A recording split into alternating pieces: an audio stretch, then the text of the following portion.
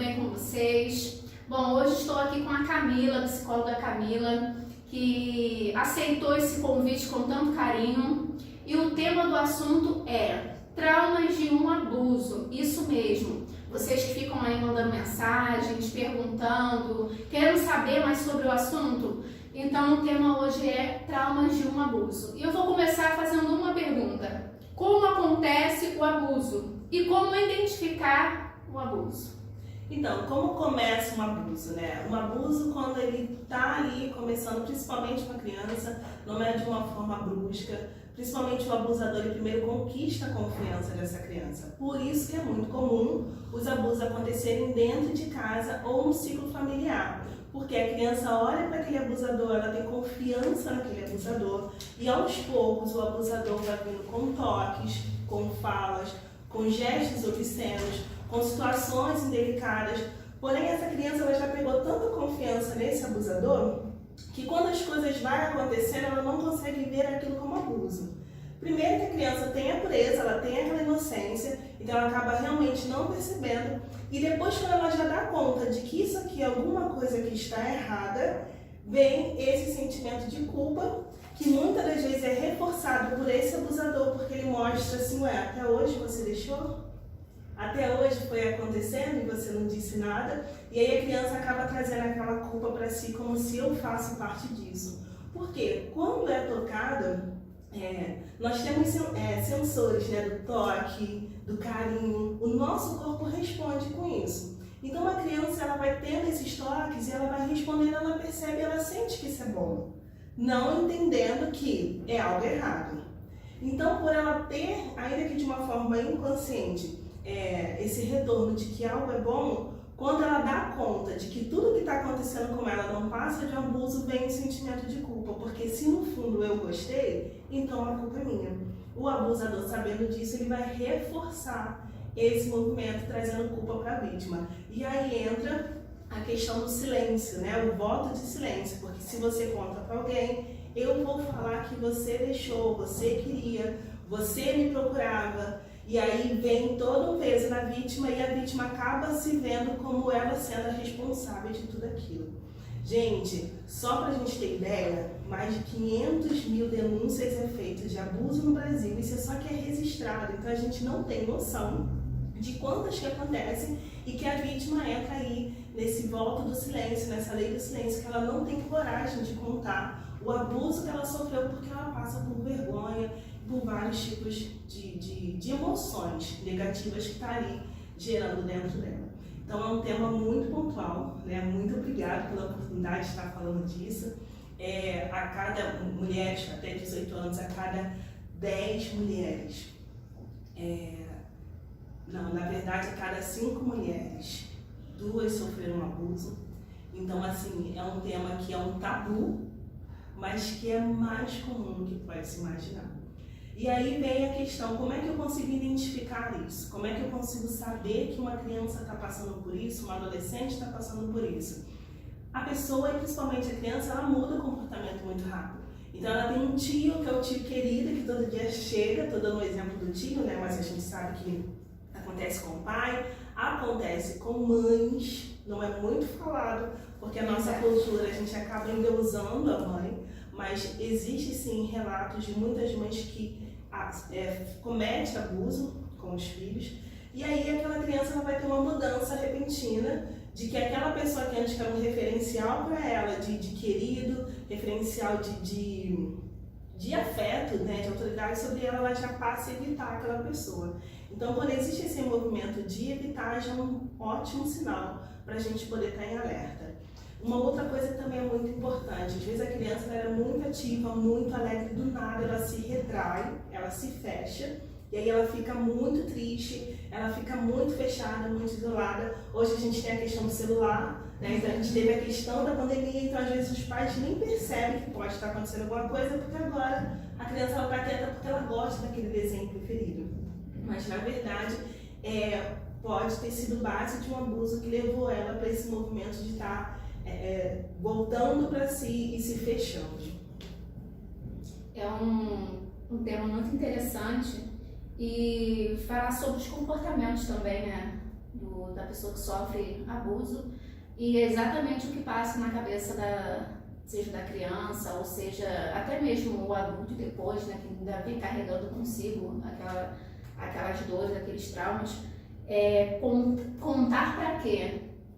Ninguém vai acreditar, Sim. né? Ninguém vai acreditar, vão falar que eu estou inventando, que eu estou mentindo ou que eu gostei. Sim. E aí também vem aquele sofrimento maior ainda, porque a alma grita para falar, até mesmo para pedir socorro, verdade, para pedir socorro, e não encontra-se um apoio, até mesmo dentro de casa, ou sei lá, os olhares, poxa, minha mãe, eu queria tanto contar para ela, mas será que vai me ouvir? Porque eu já ouvi relatos onde a filha foi contar para a mãe e a mãe pegou e expulsou a filha de casa.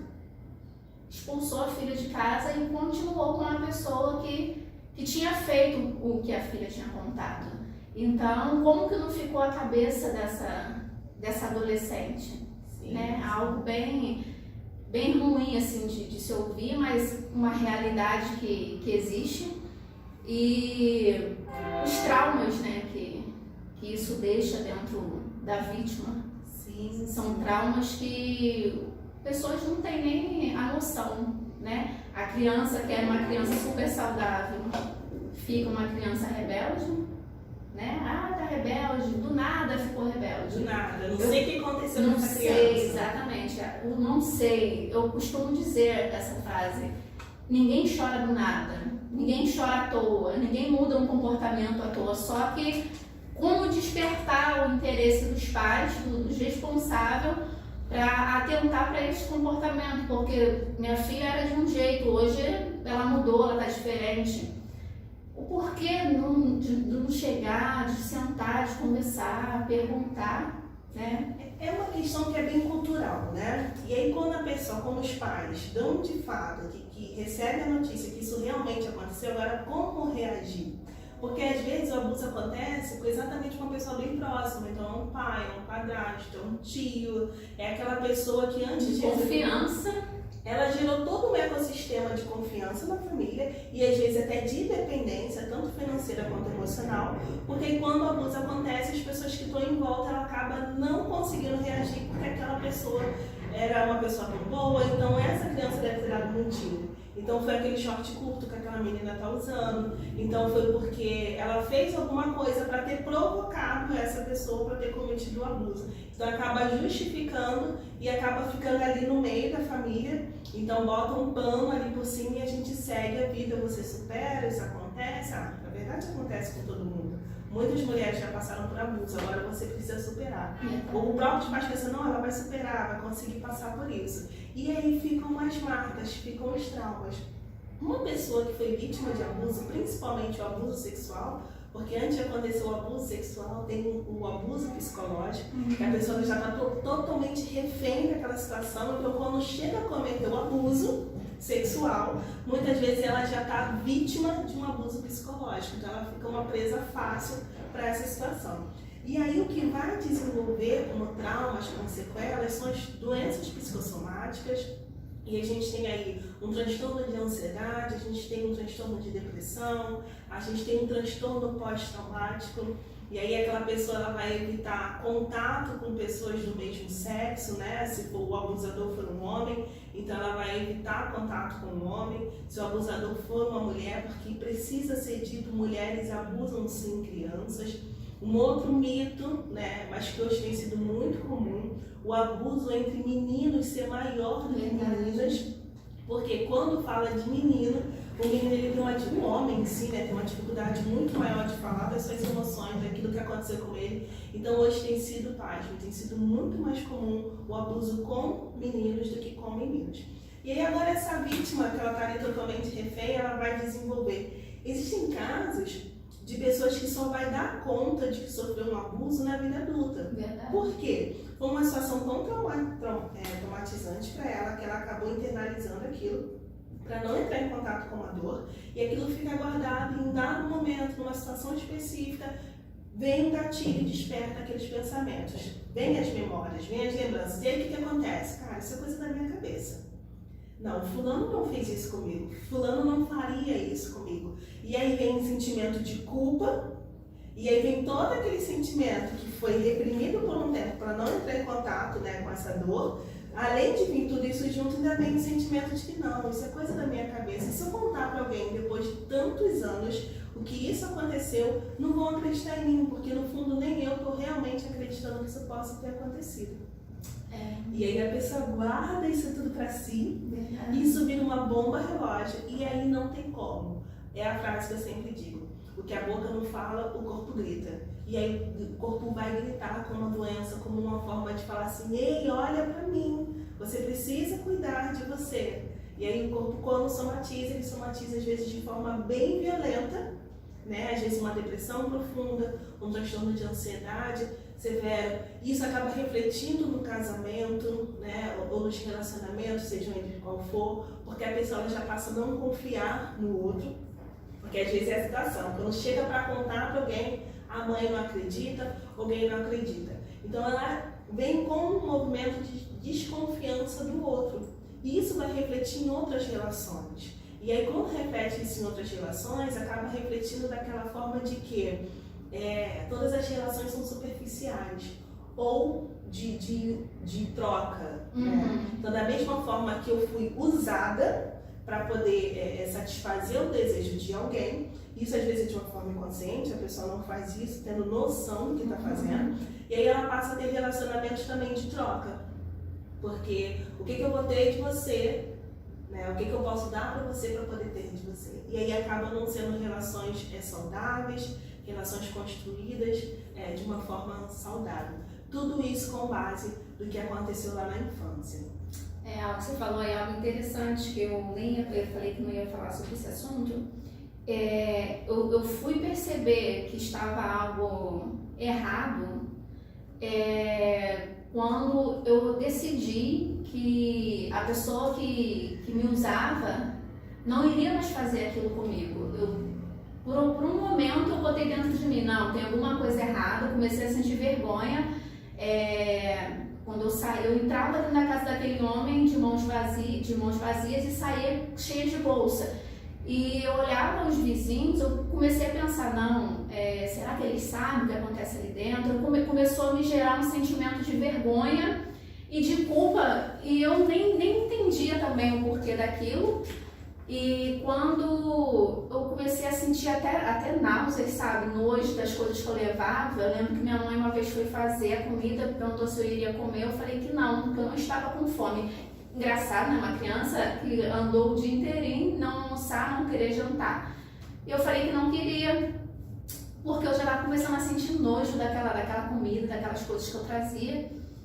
E eu botei na minha cabeça, por mim mesmo, falei assim, quando eu mandar ir de novo, eu não vou deixar fazer mais nada comigo. Só que olha a minha mente, ele não vai fazer nada comigo, não vai me tocar, mas eu vou trazer o alimento. E fui totalmente inocente. Quando aquele homem veio para me tocar, eu falei assim, me solta. Imediatamente ele virou e falou, se você não deixar, você não vai levar nada. A relação de troca aí, né? Eu te uso para te dar uma... Foi ali que eu percebi que algo realmente estava acontecendo, mesmo assim ainda não tinha a real noção. Ali eu tive que ceder, porque eu tinha que levar o alimento para dentro de casa, porque também eu pensei, se eu não levar o alimento para dentro de casa, eu vou chegar em casa, meu pai vai me bater. Porque aqui tem tudo, que estranho, eu vim na casa de uma pessoa que tem tudo e vou voltar de mãos vazias. Ali eu tive que ceder. Só que quando eu saí daquela casa, eu virei pra mim e falei, a partir de hoje eu não volto mais aqui. E foi onde eu não voltei nunca mais na casa daquele homem, mas mesmo com tudo aquilo, eu ainda não tinha noção dessa moeda de troca. Porque no começo, é o que você falou, é o tio bonzinho, é o tio que dá um pirulito, dá uma bala, dá um presente, um dinheiro, alguma coisa. E o que a gente tem pra gente nossa, que tio bonzinho, é o tal do tio bonzinho. Nossa, que tio bonzinho, que pai bonzinho, que padrasto, né? Ou seja lá, que tia boazinha. Aí você tem o bonzinho, que do bonzinho começa a vir a moeda de troca. Eu dou uma bala, uma carícia. Eu dou um dinheiro, aí vem um abraço indevido. Então é algo que realmente precisa ser falado para poder abrir a mente, porque igual a gente estava falando aqui, esse assunto precisa quebrar esse tabu, né? Precisa quebrar. Você que está aí nos assistindo, começa a abrir a sua mente. Precisa ser falado, esse assunto precisa ser falado nas igrejas, esse assunto precisa ser falado assim nas escolas. É um assunto tremendamente importante. Lá na igreja a gente já teve um dia falando sobre esse assunto e eu fiquei assustada porque tinha mulheres que foram ali que nunca tinham falado sobre abuso. Mulheres que se abriram, que sofreram alguma coisa dentro do trem e carregaram aquilo com elas, que até hoje choram porque se sentiam culpadas. Porque estava de saia, a saia nem curta estava, mas se eu não tivesse de saia... Ou se eu tivesse reagido, por que se eu tivesse reagido, por que eu não dei um soco, né? Então, naquele dia eu me surpreendi, porque mulheres que nem congregavam ali se abriram para falar sobre esse assunto e amaram. Elas mesmas falaram, esse assunto precisa abrir mais o leque dentro das igrejas, porque trazendo para esse assunto também para a igreja, quando se trata em fazer uma consulta com um psicólogo, não pode. Você não acredita em Deus, você não tá, tua fé está onde? E quando vem esse assunto de abuso sexual para dentro da igreja, vamos orar que Deus vai agir, vamos orar que alguma coisa Deus vai fazer. Você já fez uma campanha? Você já subiu ao monte? Não, você precisa buscar o seu Deus. Sendo que esse assunto ele precisa ser tratado bem delicado, porque você está lidando com uma vítima que vai crescer cheia de traumas, vai casar, igual você falou, vai casar, se casar, ainda tem isso, mas as que conseguem casar, traz-se consigo os sintomas, os traumas para dentro de um relacionamento, que se o esposo talvez, ou a esposa, porque o abuso vem para ambos, não tiver uma cabeça muito boa, o relacionamento ele não aguenta, porque seja a esposa ou o esposo não consegue lidar com essa situação. Sim. Eu, por exemplo, eu falei com meu marido ontem, foi Deus para te dar sabedoria para você aguentar tudo que aguentou, não é verdade? Porque os traumas são muito, você casou, como é que você vai deixar o seu marido te tocar? Um toque que vai trazer a lembrança do passado, mágoas, dores, são e que a gente nem consegue fazer esse link, que isso aqui que eu tô sentindo está relacionado a uma vivência lá do passado. Você trouxe um ponto que é muito importante, que às vezes a gente espiritualiza coisas, né? E aí eu costumo dizer, quando a gente vai falar do contexto religioso, quando a gente vai falar ali dentro da igreja, quantas pessoas não conseguem desenvolver o seu espiritual porque tem um transtorno, tem uma ferida que precisa ser tratada a nível psicológico. Eu vou dar um exemplo simples. Como você consegue ver Deus como pai quando você lembra de uma paternidade, você lembra de um pai, foi aquele que abusou de você, ainda que não seja um abuso físico, mas foi um abuso psicológico ou qualquer outro tipo de abuso?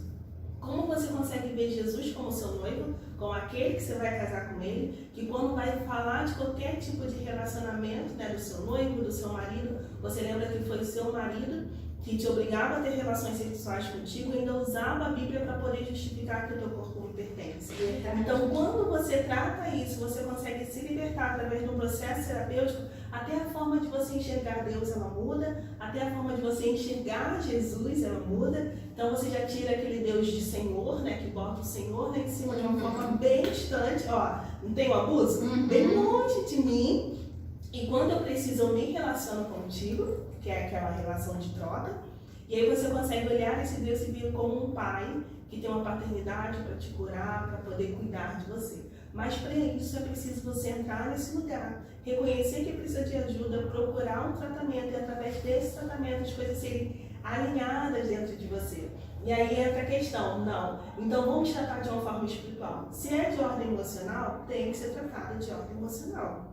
E aí, a melhor forma é realmente uma terapia, procurar um profissional qualificado, que também vai estar trazendo um acolhimento profissional para poder te cuidar dessa demanda, né? E aí quando você espiritualiza, você está jogando para Deus uma responsabilidade que é sua. Você precisa entrar nesse lugar de tratamento para poder estar curando os seus traumas, curando a tua ferida. E aí eu digo, é possível sim ter vivido um abuso na infância, na adolescência, em algum momento da sua vida, e você, depois disso, apesar de tantas dores, ter uma vida emocional saudável, através de um processo terapêutico. Isso é possível sim.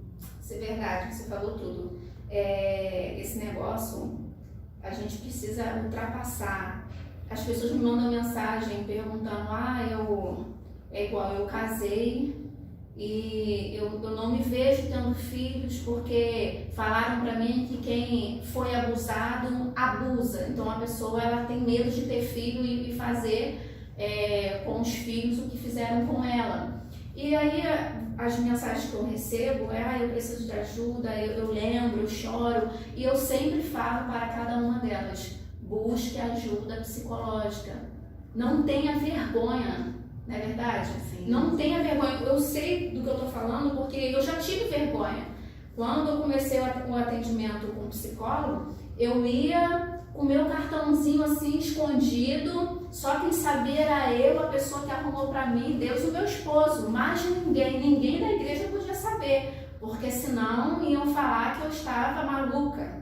Essa é a palavra-chave. As pessoas acham que quem vai ao psicólogo está maluco, quem vai ao psiquiatra está maluco, quando na verdade a pessoa está indo para buscar ajuda. Sim, sim. Porque a alma já está gritando. E quando chega, por demorar tanto por causa do preconceito, quando chega já está num estado tão crítico, que aí o processo terapêutico, que era para ser num período mais curto, ele se torna muito mais longo, porque a pessoa já chegou de uma forma muito, tipo assim, eu já tentei de tudo e não tem jeito, então cheguei aqui porque é a última opção, já estou no fundo do poço mesmo, né? Já estou negando a minha fé, já estou achando que não creio em Deus e por isso que eu estou aqui, porque tem pessoas que acreditam nisso. Exatamente. E quando vem para o psicólogo é porque não estou botando a minha fé nessa. E aí existem as várias formas de cura, né? E a gente, como ser humano, a gente precisa entender que nós somos espírito, alma e corpo.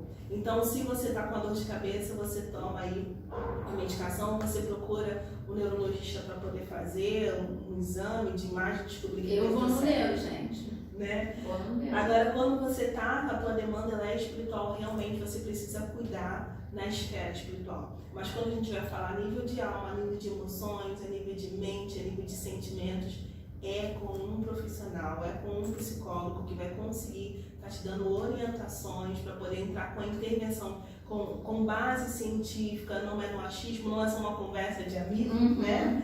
E que você consegue assim, ressignificar essas dores, dar um novo sentido para ela e conseguir ter uma vida plena. É preciso, gente. Então, a palavra de hoje para a gente estar fechando, né, esse bate-papo maravilhoso, que eu tenho certeza que vai abrir um leque, abrir a mente de muitas mulheres, abrir a mente para vocês entenderem que vocês podem sim buscar uma ajuda. Não precisa ter vergonha, né? Não precisa se envergonhar, eu vou ao psicólogo, o que vão achar. Não interessa o que vão achar, o que interessa é a sua saúde. Sim, você precisa dar um passo. Então, se até hoje existia algo dentro de você que te impedia de buscar uma ajuda, que acabe hoje, porque esse bate-papo aqui foi maravilhoso. Tenho certeza que outros virão.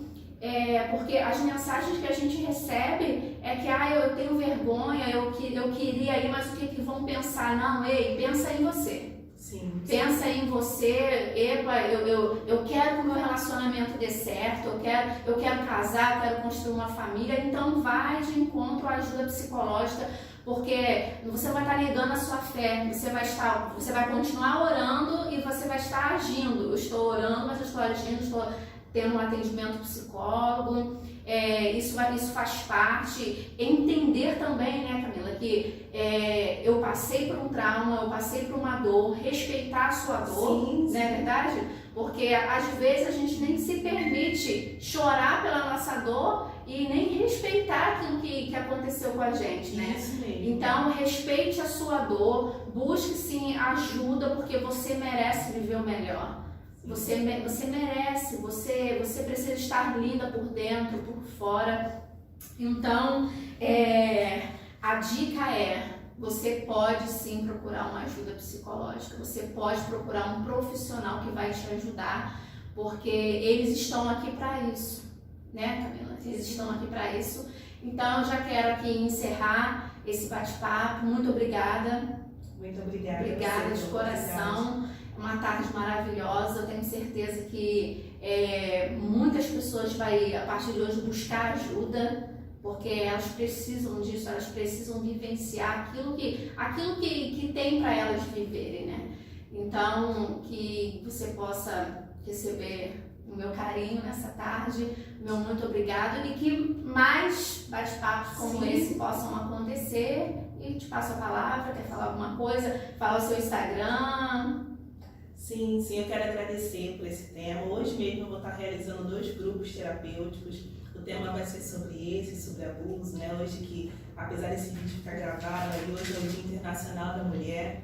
Então, acho que é um dia importante para falar de um tema tão importante, tá? Eu vou estar deixando aí nas descrições as minhas redes sociais. Eu tenho uma clínica, então a gente trabalha essa clínica voltada para a saúde mental. Então, eu tenho profissionais, uma equipe multidisciplinar para tudo que está relacionado à saúde mental, você encontra aqui para poder estar cuidando. E a gente também faz atendimentos online, então a gente atende gente do Brasil todo, fora do Brasil. E é um prazer poder ver isso. Eu digo que como profissional não tem nada mais gratificante do que você ver uma pessoa chegando com tantos traumas, com tantas dores, né? Pessoas condições bem precárias a nível emocional, e depois você poder abrir a porta, depois de um tempo, falar assim: voa, porque agora você tem asas para poder voar, você pode sim ter uma vida plena emocional. Então acho que isso não tem preço. Tá? Muito obrigada pela oportunidade, vai ser um prazer estarmos juntas outras vezes. Obrigada. Tchau, gente. Fique com Deus, tá bom? Um abraço. Abraço.